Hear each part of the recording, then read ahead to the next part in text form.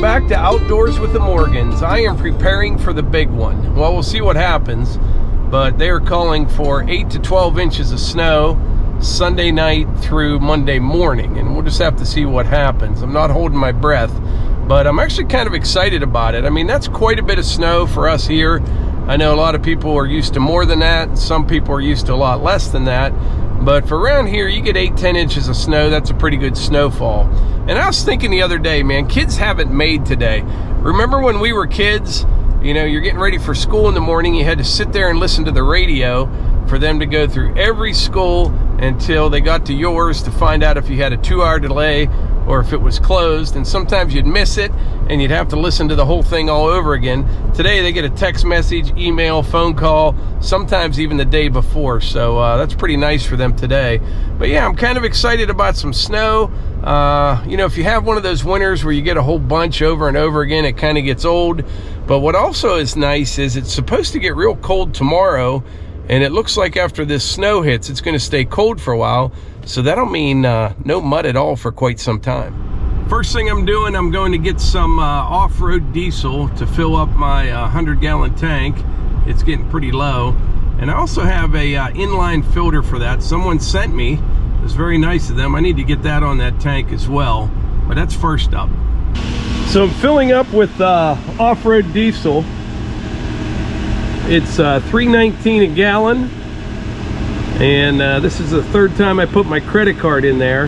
And by the way, my hand is on the pump there because last time I did this, a lot of people got upset. Not a lot, but a few got upset. There's a sticker underneath my hand that I don't want to show.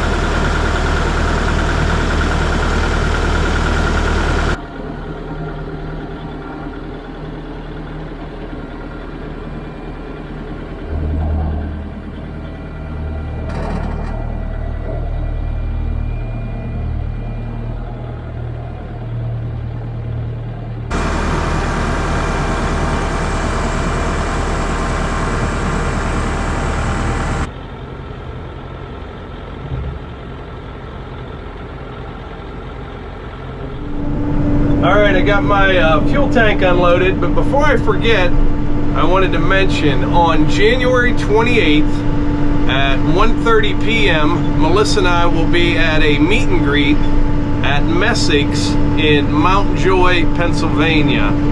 They're having an open house, I think kind of celebrating their new location. But yeah, January 28th, 1:30 p.m. We'll probably be there most of the afternoon. 3 or 4 hours at least, but yeah, 1:30, January 28th at Messick's in Mount Joy. And if I don't forget, I will put more information in the description. So I hope to see some of you guys there from Central, Eastern PA, you know, Northern Virginia, Maryland, all those kind of areas. Wouldn't be too far for you. I see Melissa just pulled in. I was telling everyone earlier, preparing for the big snowstorm. You think we'll really get it? I hope we do. I don't know. We were talking earlier I told you how I feel about the weather. Yeah. It's going to happen. It's always good to prepare for it. So yes, be prepared. Get your shovels, your sleds, snow boots, gloves, salt. Go get it. You should have got it. I'm more worried about like plows and stuff like that. Mike, Morgan, you know what? I just found a bunch of receipts in my car anyways, so don't... What'd you buy? I didn't, these are yours! You drove my... I'm looking going, what the heck? Alright. That's a whole nother video. So I have some questions for you guys if you are knowledgeable on the subject. Earlier today, I met with a insulation company. They came out to measure up the building, what we need for insulation. And they worked me up a price today. Now the building's 40 by 72. We're gonna have blown-in insulation in the ceiling, and the walls, I'm just gonna go with fiberglass, I think. I also got a price for the spray foam, and I've got mixed feelings about it, to tell you the truth. So I'm not denying, I think the spray foam is a better product, and I think it seals things up really well, but possibly too well. I've heard people that had wood burners and they had spray foam insulation, and they literally had to put a fresh air supply to their wood stove because the building's sealed up that tight. And like I said, it's definitely more expensive. We've got radiant floor heat in there. We're putting a wood burner in there.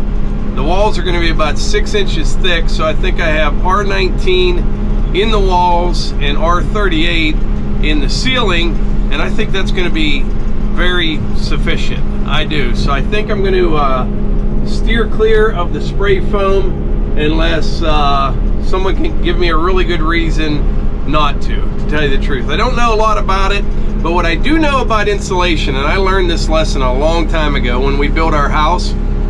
I bought all the insulation. I was up there for weeks installing it, you know, in the evenings and late at night and on the weekends, you know, worked a full-time job. It was a miserable job, and then I come to find out later that a local company here could buy the product and install it for less money than what I paid for it. And from what I'm hearing, that still stands true today.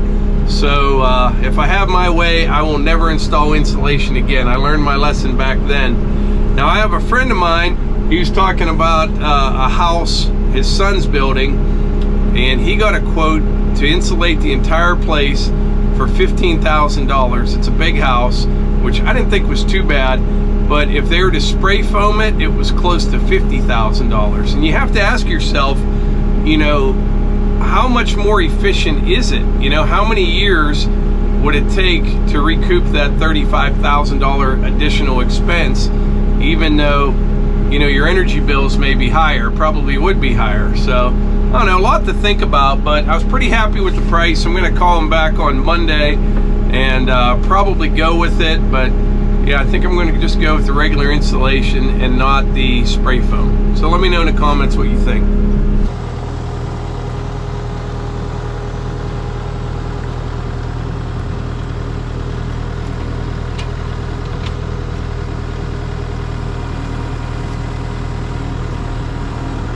So as far as plowing goes, I do our driveway, I do down here to the lumber yard. This year I will have to do around the building. I do the brick house driveway. I do my mom's place, my sister's place, neighbor Cliff's, and 2 other neighbors as well. So it's actually quite a bit of plowing that I do. Normally I just use the sidekick and the plow on it. It works really well. I haven't plowed any real deep snow with it yet. Probably last year we had a couple that were like 6-7 inches of snow. It handled it really well. Plus it's real good at getting between jobs real quick. But my sister's driveway, it's a little different story. Her driveway is real long. It's kind of rough. It's kind of narrow, kind of slopes to one side a little bit towards the ditch line, and you can kind of get in trouble down there. So to plow her driveway, I use the big tractor with the rear blade. Now this is only a 6-foot blade on this, but what I do, I offset it, I'll spin it over, angle it, and usually it's pretty much one pass up her driveway and one down, and I can clean it right down to the stones. I never use any skid shoes or anything like that. Usually the ground's frozen most time, but I don't really have any trouble, you know, scraping stone off the driveway. You just, you know, take a little pressure off it when you need to. But yeah, this is what I will use for my sister's driveway, and it'll work really well. All right, I've got the excavator warming up right now. Next on the agenda, I'm going to round up a few big logs I have laying around down here that will be used for firewood. And I'm going to take them down by the log splitter because I got the call a little bit ago. FedEx Freight called, and they're going to try to deliver the log splitter for the excavator on Monday. We'll see what happens with the weather, but that's the plan for right now. So I'm going to get some more of these big logs over there, and if we get a bunch of snow, I will be sitting in a heated cab, splitting them up, at least downsizing them to where I can put them on the Wolfe Ridge splitter and finish them off.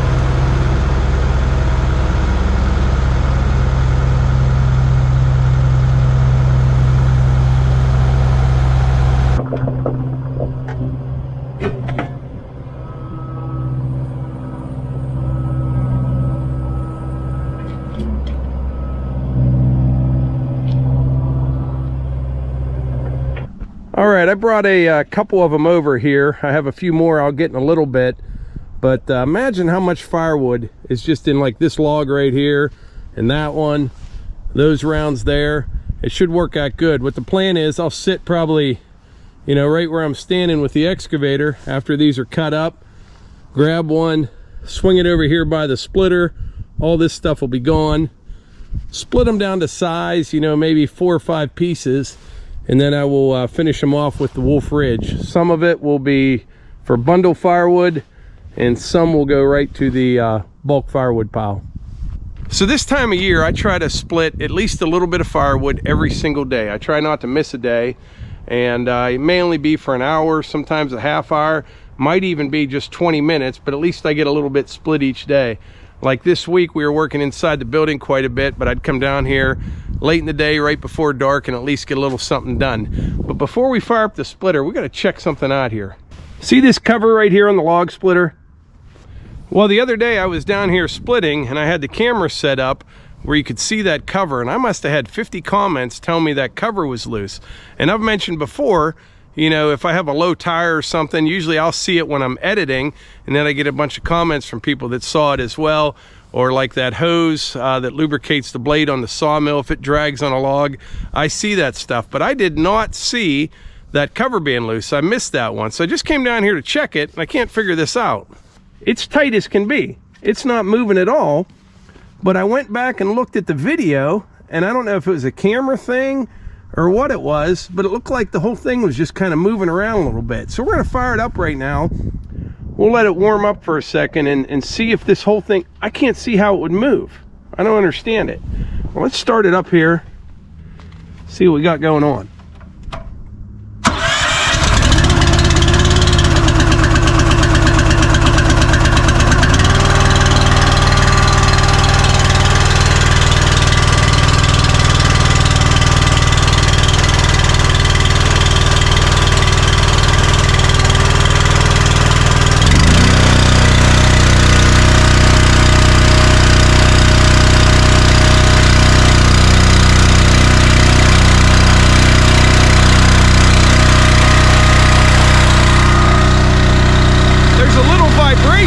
But that's it. The way the camera made it looked like it was moving all over the place. I don't know.